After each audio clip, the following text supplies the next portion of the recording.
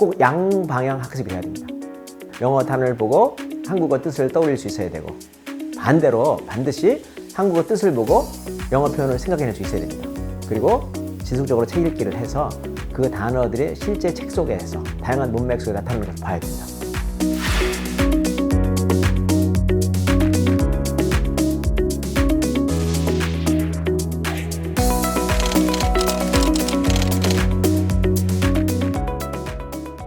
어휘에 관한 어휘 학습, 또 어휘 학습 전략, 그리고 또 어떤 어휘를 학습을 우선적으로 해야 되는지에 대해서는 제가 별도로 강의를 하거나 이제 책을 낼 생각이 있습니다. 그리고 제 전문 분야 중에 하나가 또 이제 어휘 학습 전략이에요. 그래서 제가 이제 직접 이제 어휘를 뽑은 거고요.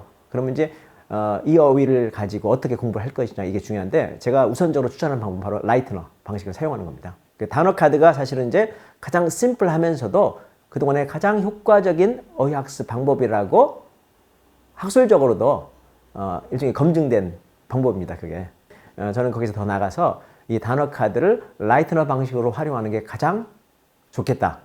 라이트너 방식을 어떻게 활용하는지는 이제 인터넷을 검색해 보거나 제 책을 읽어보시면 이제 쉽게 알 수 있고요. 몇 가지 이제 주의해야 될 포인트가 있습니다. 우리가 흔히 이제 보통 단어 공부할 때 단어를 딱 보고 뜻을 떠올리잖아요. 요거는 부족합니다. 그래서 꼭 양방향 학습이 돼야 됩니다. 영어 단어를 보고 한국어 뜻을 떠올릴 수 있어야 되고, 반대로 반드시 한국어 뜻을 보고 영어 표현을 생각해낼 수 있어야 됩니다. 영어가 유창한 아이들의 비밀 중에 하나는 뭐냐면, 책을 읽다 보니까 좋은 동영상이라든지 매체를 많이 접하다 보니까 자연스럽게 어휘가 여러 가지 상황 속에서 나타나는 것을 보고서 느낌으로 총체적으로 익히는 겁니다. 그게 가장 자연스럽고 실제 어휘를 제대로 아는 방법이죠. 자, 그래서 두 번째 주의할 것은 뭐냐면, 반드시 그런 식으로 외웠다 그래서 안심하지 말고 실제 지속적으로 책 읽기를 해서 그 단어들이 실제 책 속에서 다양한 문맥 속에 나타나는 것을 봐야 됩니다. 제가 책에도 이제 그렇게 비유를 했지만, 우리가 단어를 하나 안다는 것은 단어의 어떤 여러 가지 정의 중에서 가장 대표적인 것을 한두 가지 안다는 게 아니고, 마치 선천적으로 눈이 안 보이는 사람이 손으로 만져서 코끼리를 알아가는 과정과 비슷합니다. 근데 한국의 단어장 학습 방식은 눈이 안 보이는 사람이 같은 위치에서 같은 몸짓으로 계속해서 한 군데를 만지는 거예요.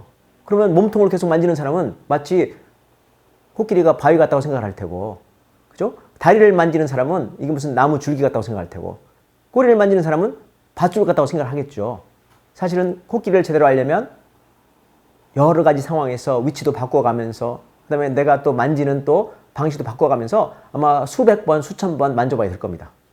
그래야만 코끼리가 대충 얼마나 크고 어떤 형체를 가졌고, 그 다음에 이 아이가 어떠한 성품을 가지고 있는지, 평소에는 굉장히 온순한 것 같다가도 어떤 데는 정말로 막 불같이 막 무섭고, 그죠? 그렇게 되면 이제 사자도 호랑이도 막 다 도망갈 수밖에 없는 그런 상황이 된다는 걸 비로소 알게 되잖아요.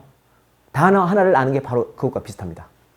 근데 이제 안타깝게도 대부분의 한국 학생들은 그야말로 마치 코끼리를 알기 위해서 코끼리의 일부분을 계속 수없이 만지는 그런 방식으로 공부를 하고 있거든요. 그런 아이들이 영어를 제대로 이해할 수도 없고, 또 똑같은 책을 읽어도 이해가 되지 않겠죠.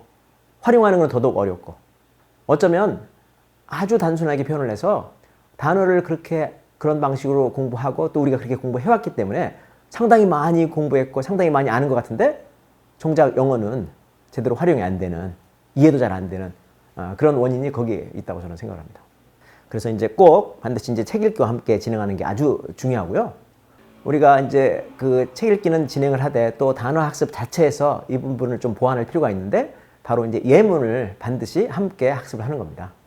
이 부분은 아이가 할 수 없잖아요. 그래서 엄마 아빠가 좀 도와줘야 됩니다. 귀찮더라도 좀 쉽고 좋은 예문을 한두 개를 뽑아서 뭔가 아이가 학습할 때 이렇게 그 예문도 함께 생각해 볼 수 있도록 하고, 또 예문 자체도 사실은 이제 영어를 보고 한국어 뜻을 떠올릴 수 있어야 되고, 정확하게 해석하는 건 중요하지 않습니다. 그리고 한국어 의미를 보고 영어 표현도 즉각적으로 표현할 수 있어야 되고, 그리고 이러한 이제 반복 양방 학습을 자꾸 하다 보면 이제 여유가 생기잖아요. 그러면 이제 알아서 또 변형해서 표현도 해보고, 그렇게 이제 할 수가 있게 될 겁니다.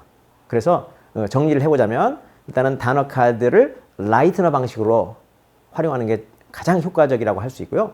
그리고 반드시 양방향 단어 학습이 돼야 되고, 그리고 책 읽기를 통해서 단어를 자꾸 이제 반복적으로 만날 수 있도록 하되, 이제 명시적으로는 예문을 곁들여서 학습하는 게 이제 그중 바람직한 방식이겠다 이렇게 제가 말씀드릴 수 있고, 이러한 이제 방식의 학습을 진행하려면 아무래도 아이 혼자서는 어렵겠죠.